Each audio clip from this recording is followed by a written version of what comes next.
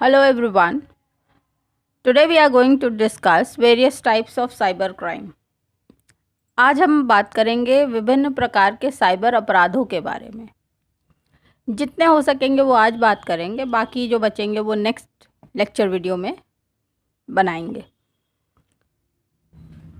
तो एक लिस्ट है, पहले आप सुन लीजिए कि क्या क्या चीज़ें आखिर साइबर अपराध में आती हैं। पहला है वित्तीय अपराध यानी कि फाइनेंशियल क्राइम। दूसरा है इंटेलेक्चुअल प्रॉपर्टी क्राइम यानी कि बौद्धिक संपदा अपराध।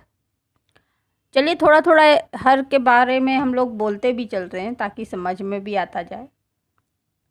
फाइनेंशियल क्राइम जो पहला वाला था उसमें सामान्यतः सभी अपराधों के पीछे अपराधी का मुख्य उद्देश्य अधिक से अधिक धन कमाना होता है और रातों रात अमीर बनने की जो चाहत होती है उसी से अपराधों का शुरुआत होती है।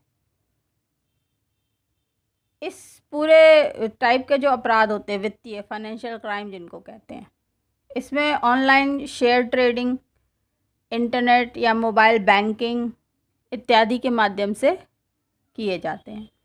मनी लॉन्ड्रिंग, खाता से संबंधित घोटाले, कंप्यूटर से में की गई हेरा फेरी, बैंकिंग सेवाओं की हैकिंग, क्रेडिट कार्ड संबंधी जो छल कपट होता है, क्राइम होता है, साइबर चीटिंग इत्यादि अपराध इस कैटेगरी में फॉल करते हैं।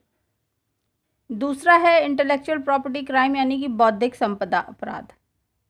इंटेलेक्चुअल प्रॉपर्टी राइट्स में 3 आते हैं, पेटेंट्स, कॉपीराइट और ट्रेडमार्क। तो इनसे संबंधित जो अधिकार चोरी किए जाना, उनका उल्लंघन करना, इन्फ्रिंजमेंट करना, ये सारा कुछ इसमें फॉल करता है। तीसरा है साइबर मानहानि यानी साइबर डिफेमेशन। आजकल हमको पता है सोशल मीडिया के थ्रू और इंटरनेट लिंक्ड होता ही है, तो कोई भी न्यूज़, कोई भी खबर, कोई भी फेक न्यूज़ बहुत जल्दी स्प्रेड हो जाती है। And if such a thing is done, अगर ऐसा कुछ किया जाता है तो हो सकता है कि किसी व्यक्ति का जो डिफेमेशन है वो बहुत जल्दी हो जाता है। यही कहलाती है साइबर डिफेमेशन।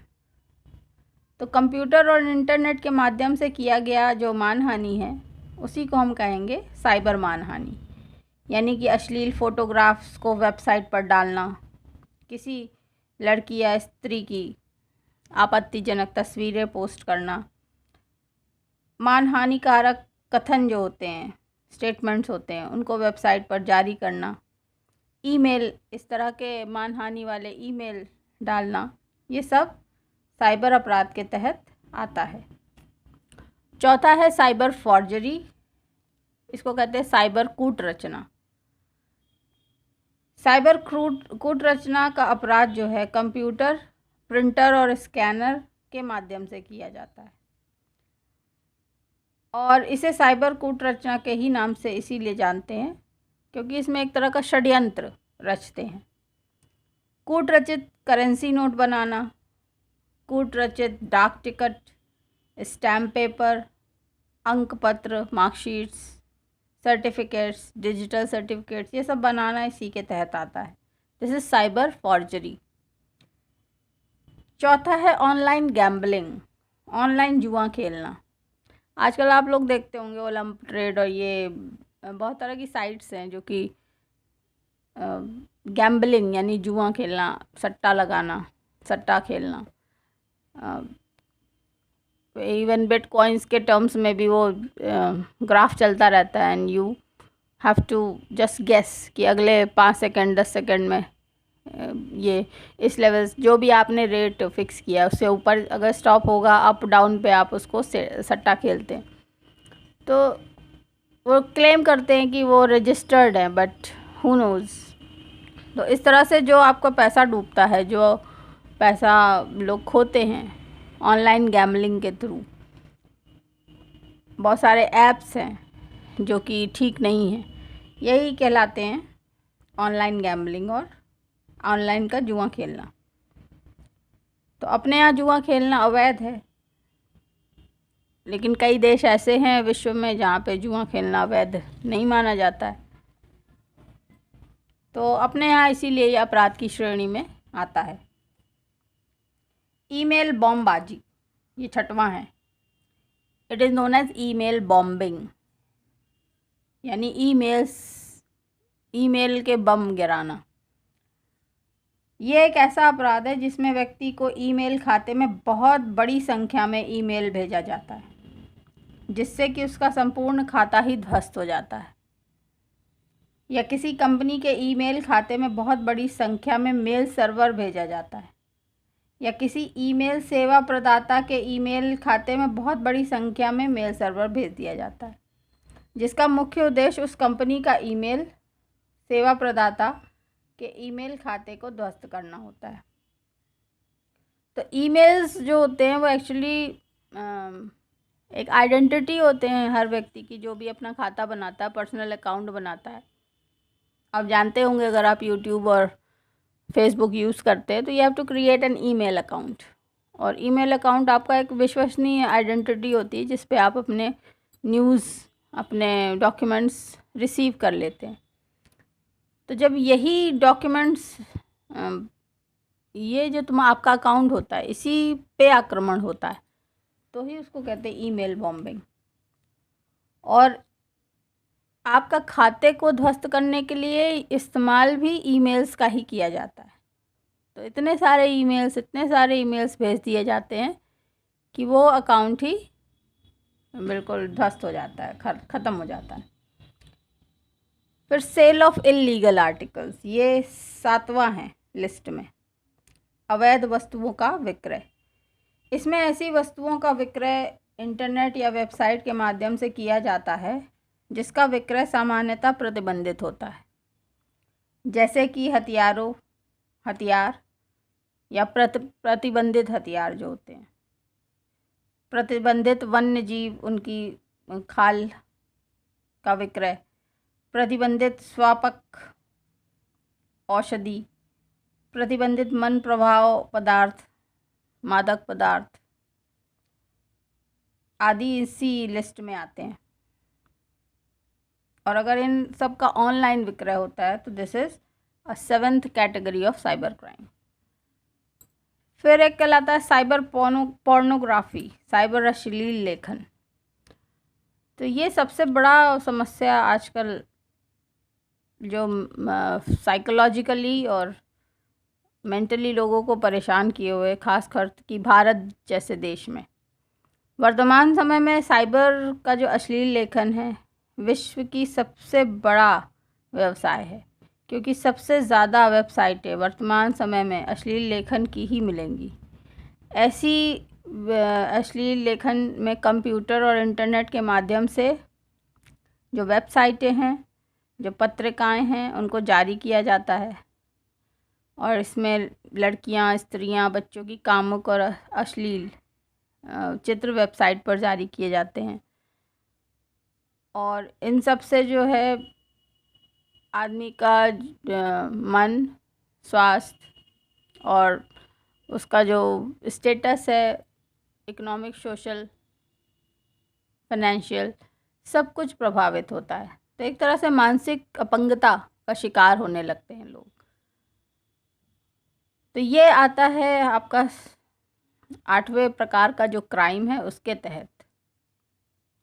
9वां है ईमेल स्पूफिंग।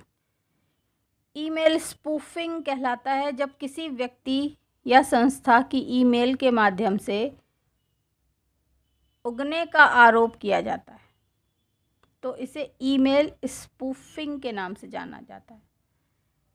इसमें जो ईमेल जारी किया जाता है वह बिल्कुल उसी स्रोत से जारी किया गया है, ऐसा प्रतीत होता है, लेकिन वास्तव में वह उस स्रोत से जारी किया हुआ होता नहीं है। तो स्पूफिंग का मतलब है कि सोर्स जिससे कि वो आया है, जैसे मान लीजिए कि हम ऐसा आपको लगे कि मैंने आपको ईमेल भेजा है, लेकिन एक्चुअली मैंने आपको नहीं भेजा है। जब आप सर्च करेंगे तो उसमें आपको मेरी ही एड्रेस या सोर्स दिखाई देगा कि आपने भेजा है, लेकिन वास्तविकता है कि हमने नहीं भेजा है। तो ये उगना ईमेल के माध्यम से जो सोर्सिंग से एक नया कुछ डाटा या मैसेज को उगा देना, जो कि एक्चुअली उस व्यक्ति ने नहीं किया है, ये कहलाता है ईमेल स्पूफिंग। और इसमें स्रोत की बात है कि स्रोत आपको लगेगा कि वही है, लेकिन होता नहीं है। जारी किया होता है किसी अन्य स्रोत से, एक तरह से हैक किया होता है आपका कंप्यूटर या आपका मोबाइल। फिर 10वां आपने सुना होगा ट्रोजन्स। ट्रोजन हॉर्स एक वायरस है। अब देखिए, ट्रोजन्स पहले समझ लीजिए, एक अपराधीकृत प्रोग्राम है। अपराधीकृत प्रोग्राम का मतलब होता है एक मलिशियस सॉफ्टवेयर, मालवेयर, जिसको अगर आप खोलेंगे तो फिर वो आपका पूरा का पूरा सिस्टम करप्ट कर देगा। तो ये एक अपराधीकृत प्रोग्राम है जो इस तरह से जारी किया जाता है कि आप बिल्कुल प्राधिकृत प्रोग्राम जैसा लगे। यानी जब आप उस चीज़ को पहली बार देखेंगे, उस लिंक को पहली बार देखेंगे, तो आपको लगेगा कि हाँ ये ठीक है, देखने में उसमें कुछ भी आपत्तिजनक आपको नहीं लगेगा, ना ही आपको शक होगा। लेकिन जब आप इसके माध्यम से उसको खोलेंगे, तब फिर वो जो अपना वल्गर रूप है, जो उसका मुख्य एम है, वो निकल के आएगा।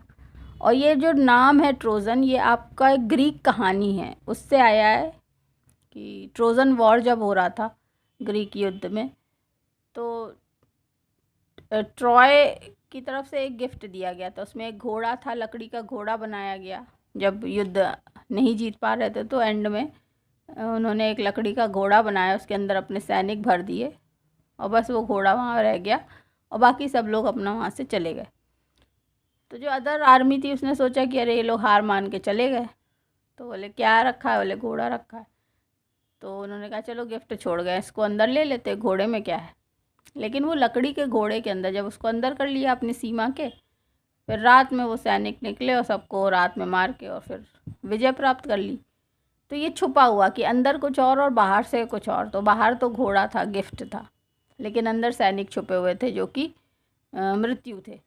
तो उसी से ये कॉन्सेप्ट, ये नाम आया है ट्रोजन्स, यानी देखने में कुछ और होता कुछ और है। सो ये थे 10 शुरू के फर्स्ट 10 आपके जो साइबर क्राइम्स हैं। आगे की नेक्स्ट 10 की लिस्ट नेक्स्ट वीडियो में। So keep learning, keep watching, stay blessed, bye bye for now.